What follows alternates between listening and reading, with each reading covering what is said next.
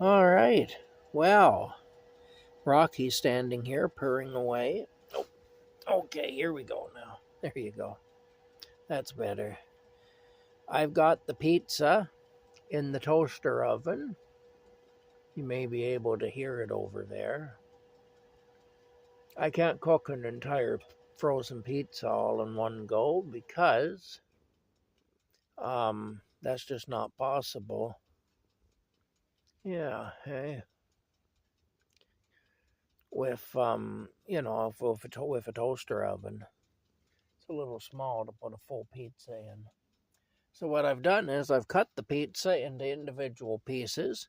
I put two of those pieces in a, feels like maybe another tick on Rocky. Damn it all anyway.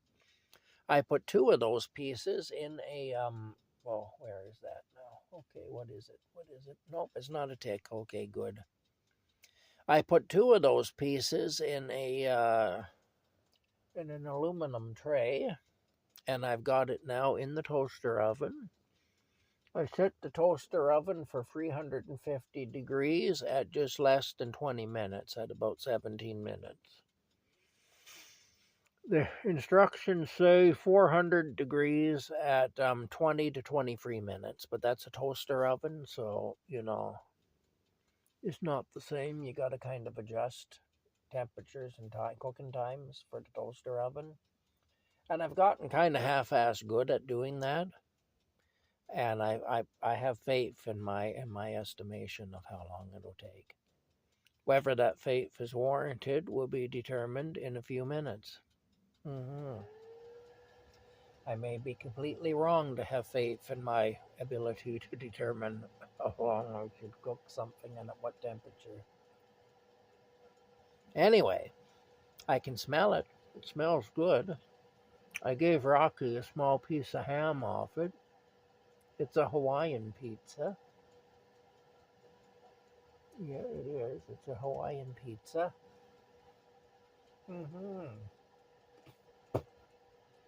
Oh my goodness. Okay, Rocky, you got to get off me, honey bunny. You're big and heavy. You are. And he was right there. I couldn't breathe anymore.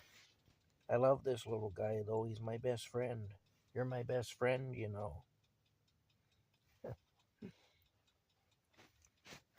I remember just before my dad died, he had this big white Angora cat named Simon.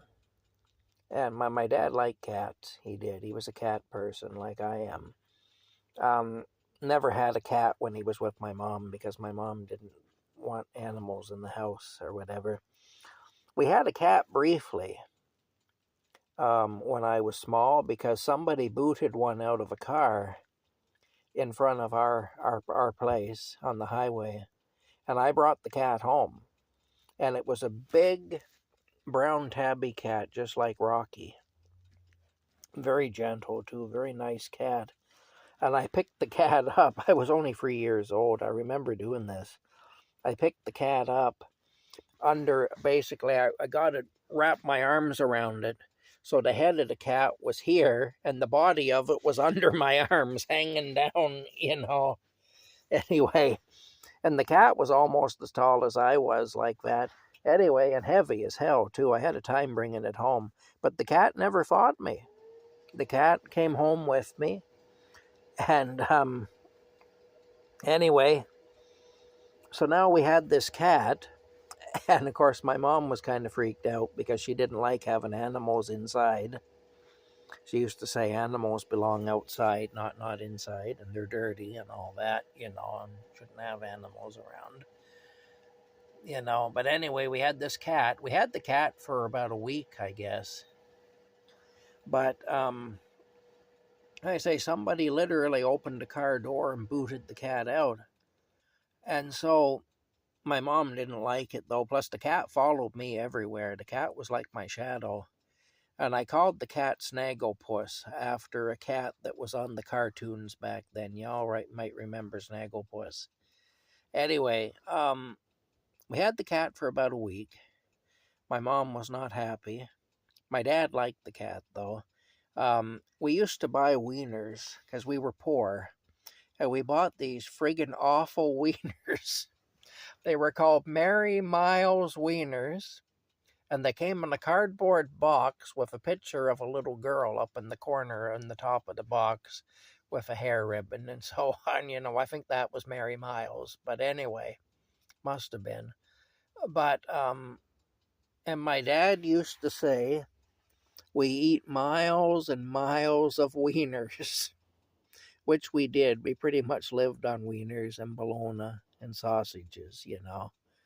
And to this day, I can't stand any of that stuff.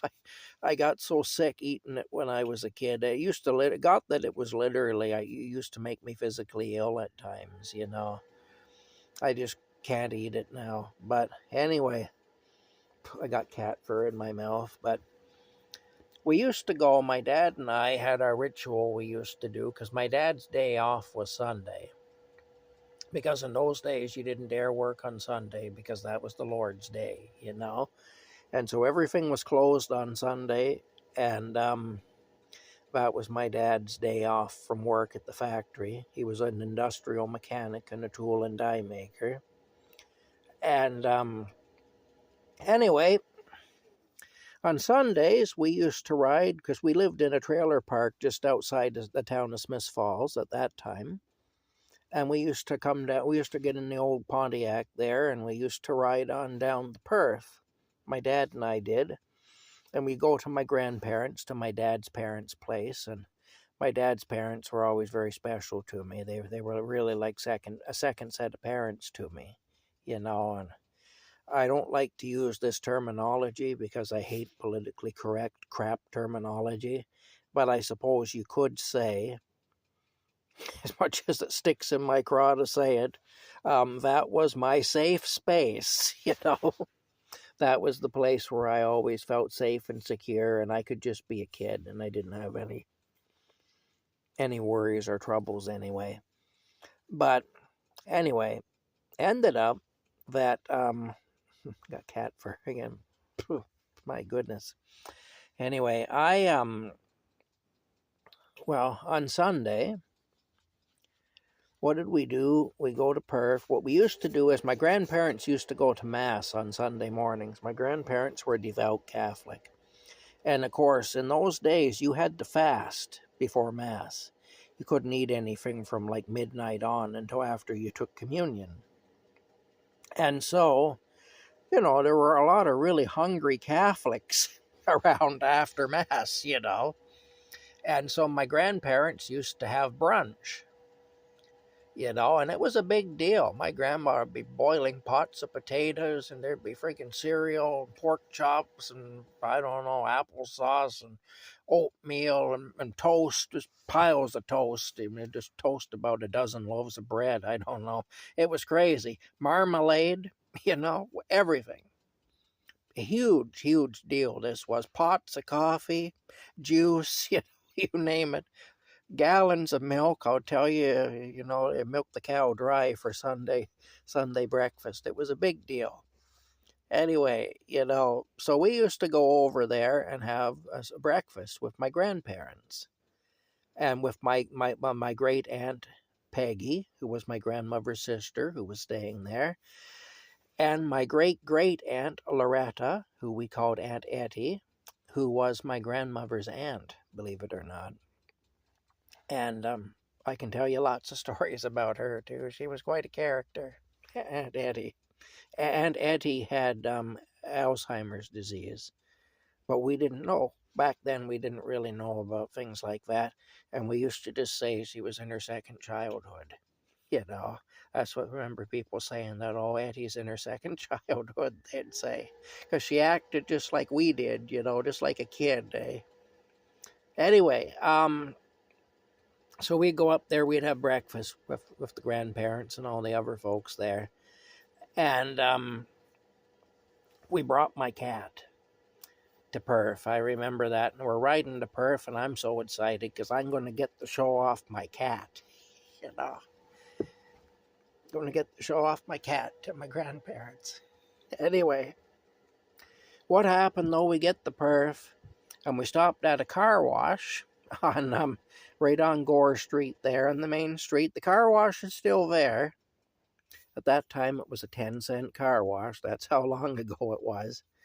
One of those ones where you drive the car in and you have like a, a high pressure hose with a wand on the end of it, and you walk around the car and hose it down and stuff. You put your dime into the thing there, and you get so many minutes to wash your car. That type of a deal. Well, we pulled in there, and my dad opened the car door and booted the cat out. Slammed the door shut, and away we went. Well, the cat ran across the street. There were some kids playing on the lawn of a house across the street, and the cat ran over there. And I was inconsolable. I was so upset. But anyway, Rocky reminds me of that cat. He does, very much. He has the same kind of personality as that cat. But I never finished the story about the Mary Miles wieners. Anyway, when we had the cat there in the mobile home, my dad would sit at the table. He used to drink Labatt's 50 ale, Labatt's 50 beer, and he had the stubby bottles back then. And he'd sit at the table drinking Labatt's 50, and he'd have the box of Mary Miles wieners on the table. Like, you'd open the thing up and you could see the grease, the white grease, actually coming out of the wieners. They were just awful. Anyway, but he'd take, every so often, he'd take a wiener and he'd throw it. And, of course, it would hit the floor, go tung, and bounce, They were just like rubber, those things. And the cat would come running and jump on the wiener, and eat the wiener. And that was a huge big deal anyway. That was our entertainment at night, was feeding Snaggle Puss the cat, Snaggle Puss the brown tabby cat, Mary Miles wieners. Greasy, disgusting Mary Miles wieners. Anyway, probably just as well we got rid of the cat. The poor thing probably would have died from eating those wieners. It's a wonder we didn't die. But that's the story anyway, with the Mary Miles wieners and the cat. And yeah, I was pretty upset. I remember that. I was really upset. I went from having the best day of my life and all my 3 years so far to having, I think, the worst day of my life and all my 3 years so far. Just like that. Anyway, that's it. Life is full of losses. I'm hoping that those children across the street were able to adopt Snaggle Puss. Okay, gave him a good home. I hope so. But I suppose I'll never know this side of heaven. But I hope so. Anyway, I'm getting all emotional here talking about this, so I'm going to stop now. But what I will do is I'm going to make another video because I think the pizza's ready. And I want to see just how bad it is. I might have good reason to cry when I look and see what the mess I made of the pizza. But we'll see. So in a few minutes, well, actually in a minute or so, because I got to shut this down and then start another video. But in a minute or so, I'm going to open up the toaster oven and we'll see just how good or bad it turned out. Hey, it'll be an experience, Rocky. All right. We'll see you later.